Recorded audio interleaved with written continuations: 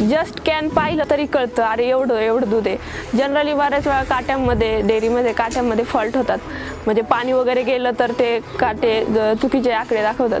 तर मग ते काटा पाहिला आणि एक कॅल्क्युलेशन आपोआप मनात होतं आणि लगेच कळतं की अरे दूध आपलं कमी भरलंय आज। त्यांना सांगितलं ते दुसऱ्या काट्यावर जर त्यांनी केलं की लगेच तो इफेक्ट जाणवतो।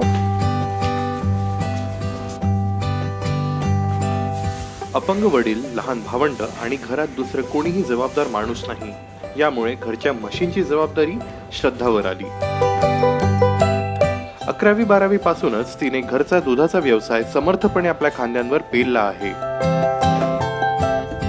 हे एक युनिक काम होतं आणि एक पप्पांना सपोर्ट म्हणून मी ह्या क्षेत्रात घुसले होते आणि एक थोडंसं हटके होतं पिकअप चालवणं। जनरली कधी मुली पिकअप चालवायच्या नाही आणि सुरुवातीला मला जेव्हा मोटरसायकल चालवायची कॅरेज गाडीवर टाकायची तेव्हा वाटायचं अरे मला थोडंसं मनात असं लाज वाटल्यासारखं व्हायचं, अरे आपण हे करतोय, आपल्याला एवढे सारे लोक पाहतात। जेव्हा मुलं कॉलेजला सायकलवर निघालेले असायचे तेव्हा मी गाडीवर दूध घालायला निघालेले असायचे।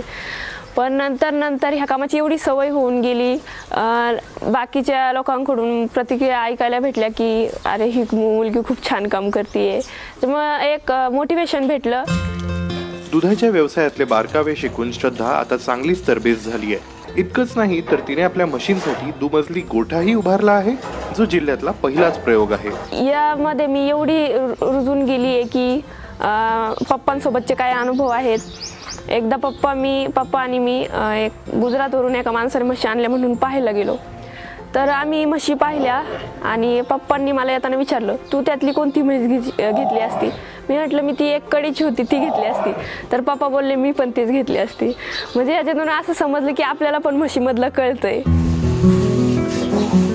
घरच्या डेअरीकडे लक्ष देता यावं, हा व्यवसाय वाढवता यावा म्हणून श्रद्धा कुठेही शहरात शिकायला गेली नाही, तर तिने निगोजमधूनच BSc ची डिग्री घेतली। जर मी आज इथं नसते, म्हणजे जर निगोजमध्ये जर कॉलेज नसतं तर मग ऑफकोर्स मला बाहेर शिकायला जावं लागलं असतं आणि मी जर बाहेर गेले असते तर मला इकडं काही लक्ष देता आलं नसतं।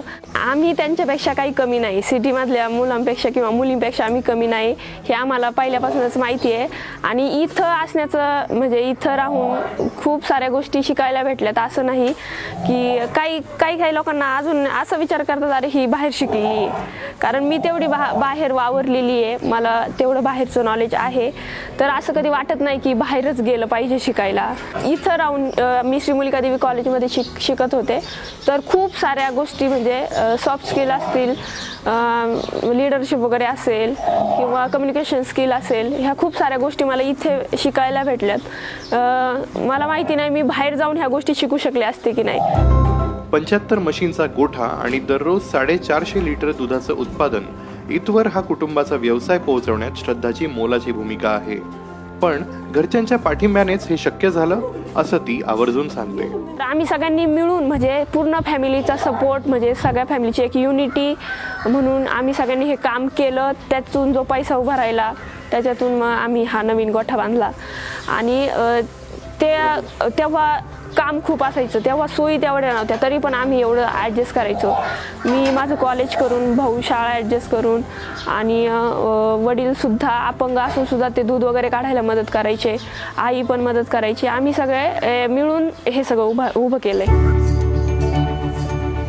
गावखेड्यातल्या मुलींनाही श्रद्धाचं हेच सांगणं आहे की नवीन गोष्टी करण्याचं धाडस करा।